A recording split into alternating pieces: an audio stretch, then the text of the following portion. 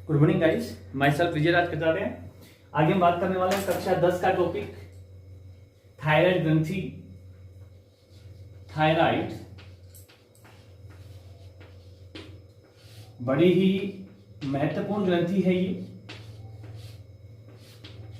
इसके बारे में हम आज जानेंगे। ये भी मानव में एक अंतःस्रावी ग्रंथि की तरह ही है थायराइड ग्रंथि। तो गाइस मैं आपसे डिस्कशन कर लूं कि थायराइड ग्रंथि जो है वो गर्दन में उपस्थित होती है। कहां पाई जाएगी? ये गर्दन में उपस्थित होती है। कहां उपस्थित होगी? गर्दन में। दूसरी बात हम यहां पर ये करें कि थायराइड ग्रंथि जो है उसका वजन लगभग 30 ग्राम होता है। कितना होता है? थायराइड ग्रंथि का वजन लगभग 30 ग्राम। और बात हम इसकी करें कि इसकी आकृति कैसी होगी, आमाप कैसा होगा, आकार कैसा होगा, तो इसकी आकृति जो है अंग्रेजी के एच अक्षर के समान होती है। अब हम थोड़ा थायराइड ग्रंथि के बारे में आगे बात कर लेते हैं। थायराइड ग्रंथि के द्वारा थायरोक्सिन हार्मोन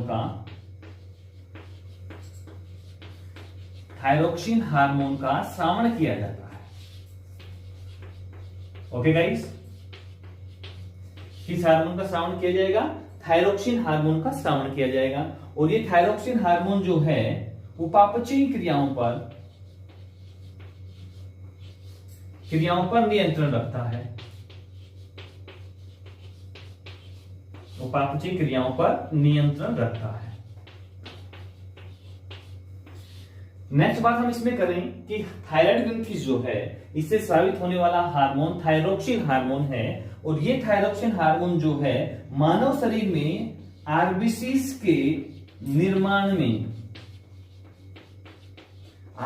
के निर्माण में सहयोगी होता है। यानी कि ये आरबीसी का निर्माण करता है रुधिर के अंदर, यानी मानव शरीर के अंदर जो रुधिर में आरबीसी हैं उनका निर्माण थायरोक्सिन हार्मोन की सहायता से होता है। अगली बात हम यहां पर ये करने वाले हैं कि ये जो थायरोक्सिन हार्मोन जो है प्रोटीन का, कार्बोहाइड्रेट का और वसा का के उपापचय के लिए जिम्मेवार होता है।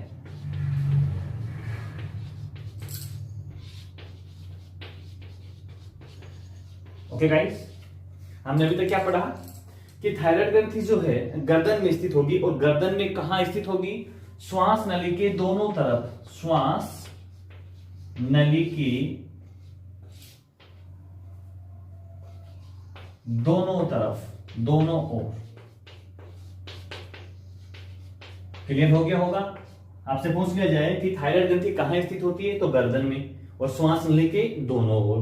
दूसरी बात करें कि थायराइड ग्रंथि का वजन कितना होता है? 30 ग्राम। इसकी आकृति कैसी होती है? अंग्रेजी के एच समान। अगली बात यहां पर कर रहे हैं कि थायरोक्सिन हार्मोन जो स्रावित होगा वो थायराइड ग्रंथि के द्वारा स्रावित होगा। अब ये थायरोक्सिन हार्मोन जो है उपापचयी क्रियाओं का नियंत्रण करेगा। साथ में थायरोक्सिन हार्मोन के द्वारा हमारे शरीर के अंदर लाल रक्त कणिकाओं का निर्माण होता है, या यूं कहें कि थायरोक्सिन हार्मोन जो है शरीर के अंदर लाल रक्त कणिकाओं का निर्माण करवाता है। नेक्स्ट बात, ये थायरोक्सिन हार्मोन जो है प्रोटीन, वसा और कार्बोहाइड्रेट के उपापचय के लिए भी जिम्मेवार होता है। अब गाइस हम यहां पर बात करने वाले हैं कि ये जो थायरोक्सिन हार्मोन है इसके निर्माण के लिए आयोडीन की आवश्यकता होती है। गाइस ध्यान देना कि थायरोक्सिन हार्मोन के निर्माण के लिए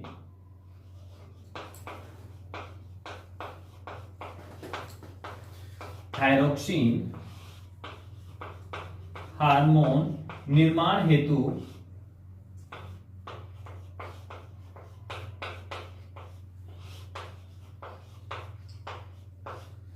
आयोडीन की आवश्यकता होती है। सपोज कीजिए कि आयोडीन की मात्रा मानव शरीर में कम है तो थायरोक्सिन हार्मोन का निर्माण भी सही तरीके से नहीं होगा, या यूं कहें कि कम होगा। इसका मतलब हुआ कि थायरोक्सिन हार्मोन का निर्माण तब ही होगा जब हमारे शरीर के अंदर थायराइड ग्रंथि में थायरोक्सिन हार्मोन निर्माण के लिए आयोडीन की आवश्यकता होगी। यानी कि आयोडीन अगर हमारे शरीर में है तो थायरोक्सिन हार्मोन का निर्माण आराम से होगा। अगर आयोडीन की हमारे शरीर में कमी है तो थायरोक्सिन जो हार्मोन है वो भी कम साबित होगा, यानी कि उसका निर्माण भी कम होगा। अब बात हम यहां पर ये करने वाले हैं, अगर हमारे शरीर में आयोडीन की कमी है तो थायरोक्सिन हार्मोन भी कम साबित होगा, और आयोडीन की कमी से, या यूं कहें कि थायरोक्सिन हार्मोन की स्राव की कमी से हमारे शरीर में घेंगा नामक रोग हो जाएगा, जिसे गोइटर कहा जाता है। गोइटर डिजीज हो जाएगी, गला सूज के बाहर लटक जाएगा, यानी कि घेंगा या गलगंड रोग भी कहा जाता है इसे।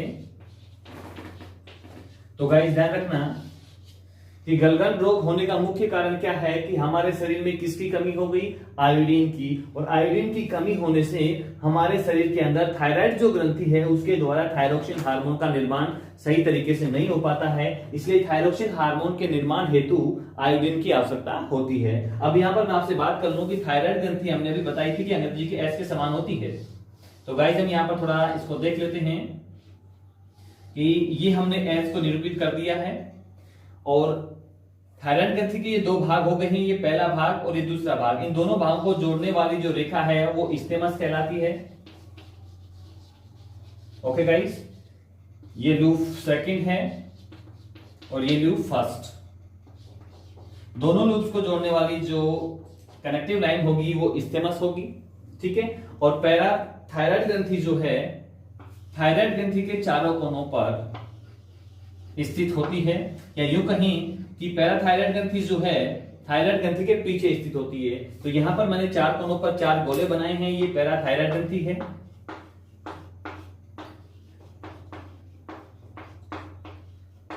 पैराथायराइड ग्रंथि, तो गाइस आप समझ गए होंगे कि पैराथायराइड ग्रंथि कहां स्थित होगी, अपने थायराइड ग्रंथि के पीछे। अब हम यहां पर बात करने वाले हैं कि ये जो थायराइड ग्रंथि एच समान है, इसके अंदर डिफरेंट टाइप्स की ऐसे कुछ सेल्स होंगी जिनको हम जान लेते हैं, और इनके बीच में कुछ इनिशियल टाइप की और छोटी छोटी सेल्स होती हैं।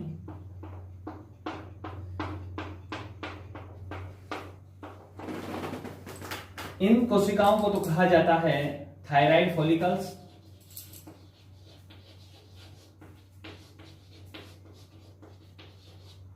यानी थायराइड पुट्टिकाएं कहा जाता है, और बीच बीच में जो ये इनिशियल टाइप्स की हैं इन्हें पैराफोलिकुलर कहा जाता है। और ये पैराफोलिकुलर जो हैं सी सेल का निर्माण करती हैं। तो क्वेश्चन पूछ लिया जाता है, इसलिए मैंने इस डायग्राम को यहां बना के आपको समझाया है कि सी सेल कहां से निर्मित होती हैं। तो पैराफोलिकुलर सेल सी सेल का निर्माण करती हैं, या पूछा यूं जाए कि सी सेल कहां पर स्थित होंगी, तो ध्यान रखना कि थायराइड फॉलिकल्स जो हैं उनके बीच बीच में पैरा फॉलिकुलर या सी सेल उपस्थित होती हैं। तो गाइस ध्यान रखना, आज हमने थायराइड ग्रंथि के बारे में डिस्कशन किया है। थायराइड ग्रंथि के द्वारा थायरोक्सिन हार्मोन का स्राव होता है, और थायरोक्सिन हार्मोन की कमी से घेंगा नामक रोग हो जाता है। धन्यवाद गाइस।